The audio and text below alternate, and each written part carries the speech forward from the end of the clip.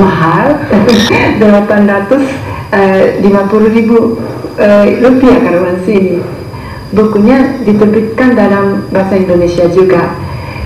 Itu diterjemahkan langsung dari versi bahasa Inggris oleh Mas Hermawan Sulistyo.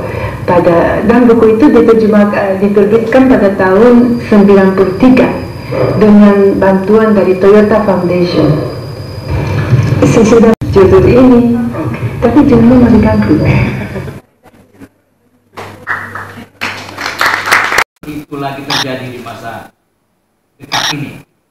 Coba kalau kita lihat isu-isu di Laut Cina Selatan, apakah bukan menunjukkan suatu gejala yang akan mirip atau sama seperti sebuah kejadian perang yang akan mengakibatkan, tentu dengan intensitas yang berbeda karena teknologi sudah sedemikian pesat dan akibatnya kita tidak bisa bayangkan, lebih daripada bom atom yang jatuh di Nagasaki dan Hiroshima itu. Jadi saya kira kita memang bukan negara yang menjadi claimant terhadap Cina Selatan, tapi spillover dari masalah Laut Cina Selatan. Kita punya pulau terdepan Natuna dan wilayah yang sangat kaya dengan gas di dalamnya, itu bahkan katanya lebih kaya dari Timur Tengah. Saya tidak tahu. Itu artinya bahwa ancaman seperti ini itu bukan mustahil akan terjadi. Jadi ke depan belajar dari 70 tahun yang lalu, perang yang telah porak-porandakan sebuah peradaban dan juga kemanusiaan, itu apakah akan kita ulangi lagi? Jadi kalau begitu maka nawacita ketiga Jokowi, saya kira untuk tidak sekedar nanti hanya bunyinya di atas kertas, tetapi studi macam Bu Aiko, saya kira ini bahan yang penting sekali untuk bahwa membangun itu mesti dari desa, mesti dari daerah pinggiran katakan.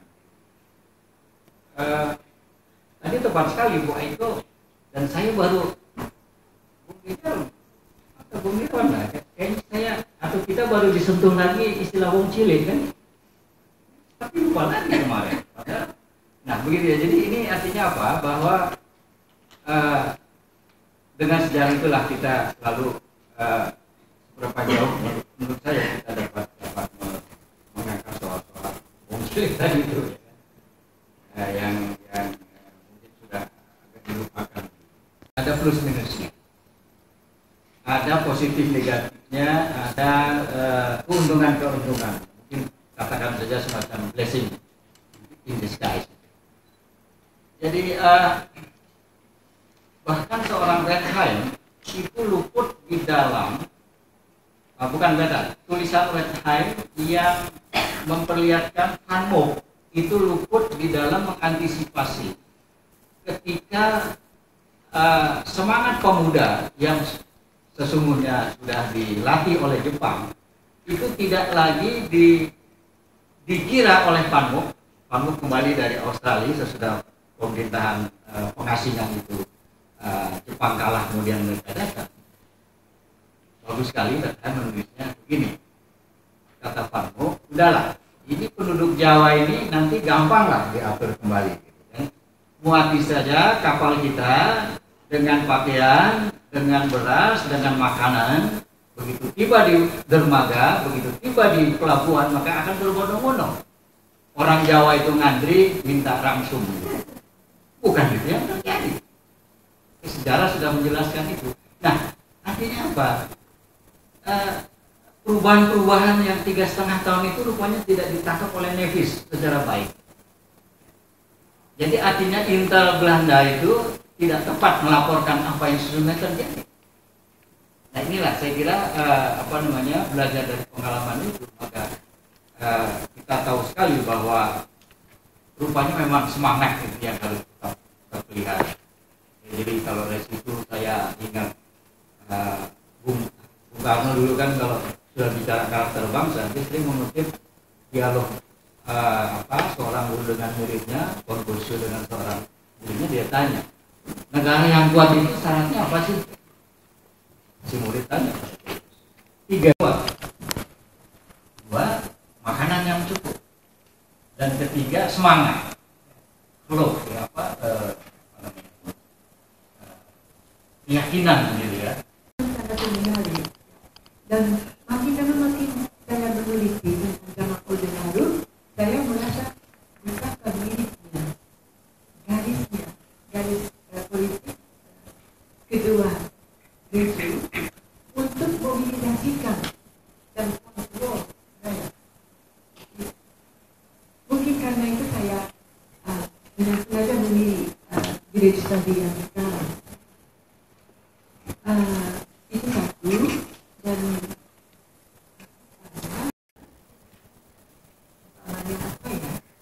Taiso. Ya. Kan kita kuliah juga, kuliah untuk apa itu mereka tidak ingat. Ya, hanya konso itu apa? Kita artinya sebenarnya konso. Kadang-kadang mereka sebut bahasa Jepang salah. Ya, dan saya sulit sekali mengidentifikasi kata-kata disebut oleh mereka dengan kata yang benar. Tapi akhirnya tidak. Artinya mereka masih tidak banyak kata-kata bahasa Jepang. Saya tanya itu maksudnya apa? Artinya apa? Tujuannya apa? Ya, nanti itu mungkin artinya gini. Umpamanya, contoh ya, di Klaten petani sering bilang beras dibawa ke Serikyo. Itu apa? Saya tanya. Mereka bilang ini organisasi Jepang, Serikyo. Maka waktu lama sekali sebelum saya ketemu, Serikyo itu sebenarnya Seimayo. Sebenarnya beda ya. Seimayo itu koperasi penggilingan. Ya, mereka ingat dalam bahasa Jepang, hanya ucapannya sedikit beda ya. Jadi identitasnya sangat susah, tapi akhirnya bisa. Dan menarik sekali. Artinya Seimayo kuliah yang di bahasa Jepang itu masuk ke desa betul-betul.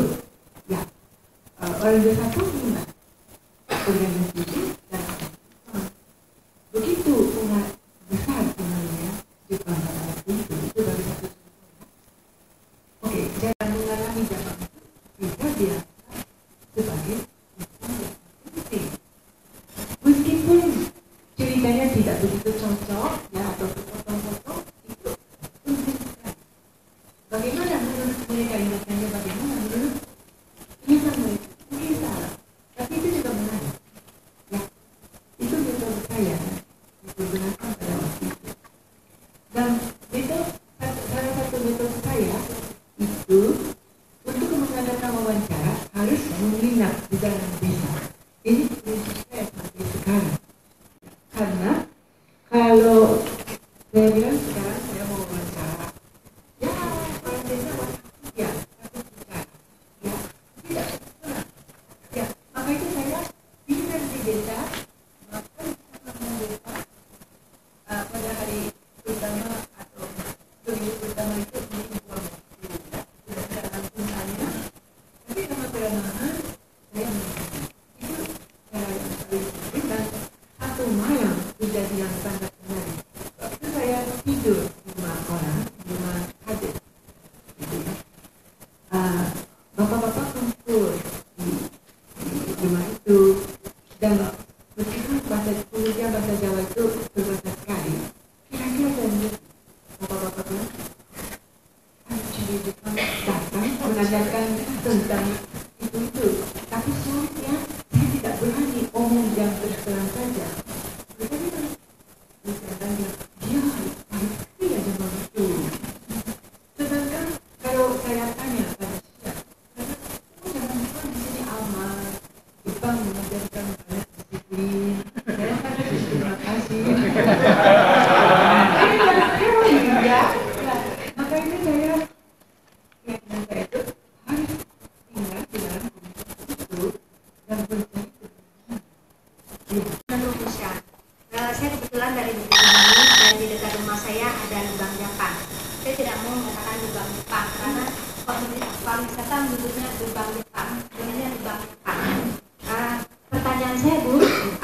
ibu sampai menelusuri lubang Jepang yang di Bukit Tinggi? Karena kalau ibu telusuri itu sebenarnya ujung-ujungnya sampai ke rumah saya. Bukan, sampai ke rumah, bahkan di ruang makan kami itu. Karena itu sudah ditutup, itu sudah ditutup semua. Dan saya bisa. Beberapa hari lalu saya sempat nonton dua buah film ya. Yang pertama berjudul Lorelei sama Akira Yamamoto. Dua film yang menurut kemerdekaan. Ada satu kata kunci disampaikan melalui buku yang dituliskan oleh Prof. Aiko bahwa pemberdayaan, yaitu dari tahun 1942 dan tahun 1945, walaupun Jepang dalam konteks menduduki Indonesia atau dalam saat itu Indonesia tidak dalam masa kemerdekaan, tapi kalau kita lihat tadi, saya juga belum baca bukunya Prof. Aiko tadi dalam paparannya Selain Pandang menyampaikan beberapa hal yang dilakukan oleh Jepang, dan itu bisa kita sebut sebagai pemberdayaan. Dari perubahan struktur pemerintahan, kemudian kesempatan yang lebih besar bagi warga desa untuk mendapatkan pendidikan. Karena di makalahnya tempat disinggung Laut Cina Selatan, saya justru ingin bertanya. Terakhir kuliah Marsikal Marsatyo di Unhan itu beliau menyatakan bahwa memang Indonesia kita tidak memperlibatkan diri dalam konflik Laut Cina Selatan. Tapi saya pikir dengan perubahan peta politik yang ada dan isu minimnya energi, maka Laut Cina Selatan masih sangat relevan dan perlu kita perhatikan. Karena di makalahnya tempat disinggung Laut Cina Selatan, saya justru ingin bertanya. Terakhir kuliah Marsikal Marsatyo di Unhan itu beliau menyatakan bahwa memang Indonesia kita tidak memperlibatkan diri dalam konflik Laut Cina Selatan. Tapi saya pikir dengan perubahan peta politik yang ada dan isu minimnya energi, maka Laut Cina Selatan masih sangat relevan dan perlu kita perhatikan. Senior saya menerjemahkan tulisan-tulisannya Prof. Aiko, termasuk disertasinya. Saya alumnus sejarah, Departemen Sejarah di Ohio University dan Departemen Sejarah di Arizona State University. Kalau di Indonesia orang tahunya saya aktivis. Saya sejarawan. Supaya jelas dulu. Rumah saya dulu di Kyodai, sekarang di Meguro. Cucu saya masih di sana. Tapi saya nggak bisa bahasa Jepang, jadi sering dikibuli cucu saya di Jepang. Apa yang bisa kita tarik? Pelajaran pertama dari Jepang bagi bangsa Indonesia adalah bahwa image Eropa bangsa yang kuat itu omong kosong. Dalam 3,5 hari Indonesia jatuh, selesai. Dalam nggak sampai 2 minggu seluruh Asia Tenggara jatuh. Setelah ratusan tahun kecuali Aceh, kita melihat Eropa itu kuat.